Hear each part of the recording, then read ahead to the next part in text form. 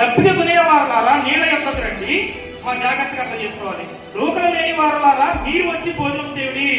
రండి, రూకలు లేకపోయినను ఏమీ లేకయే రాక్షస పాలనకుడి. అమ్మ చాలా జాగ్రత్తగా అర్థం చేసుకుంటుంది. దప్పిక కొనిన వారులారా అంటే కష్టాల్లో ఉన్నవాడు కావచ్చు, శ్రమలో ఉన్నవాడు కావచ్చు, ఒంటరి జీవితంలో ఉన్నవాడు కావచ్చు, ధనదాహంలో ఉన్నవాడు కావచ్చు, వీళ్ళందరినీ ఒకటి చెప్పాలంటే ప్రపంచంలో ఉన్న మనుషులందరినీ దేవుడు నీళ్ళ యొక్క రండి అన్నాడమ్మా. నీళ్ళంటే ఏంటమ్మా? నీళ్ళంటే దేవుని వాక్యం, దేవుని యేసు తీసుకోవడం వాళ్ళందరినీ పిలుస్తున్నాడు. నీళ్ళ యొక్క రండి, రూకలు లేని వారులారా రండి వచ్చి భోజనం చేయండి. ఈ లోకంలో నిజమైన భోజనం ఏంటమ్మా? బిర్యానీ కదమ్మా. ఈ లోకంలో నిజమైన భోజనం యేసుక్రీస్తు వారి వల్ల. యేసుక్రీస్తు వారు నిన్నేడుతున్నాడు.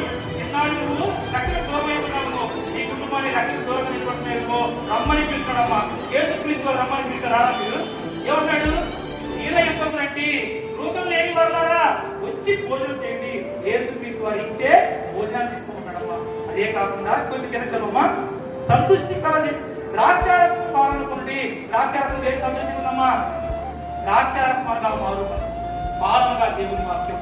మారు మనసు పొంది వాక్యాన్ని నీ హృదయంలో కనుక స్వీకరించగలిగితే దేవుడు నీ జీవితాన్ని ఈ రోజు, ఈ శుభ శుక్రవారం రోజు మార్చబోతున్నాడు. పశ్చాత్తాపంతో నువ్వు రమ్మని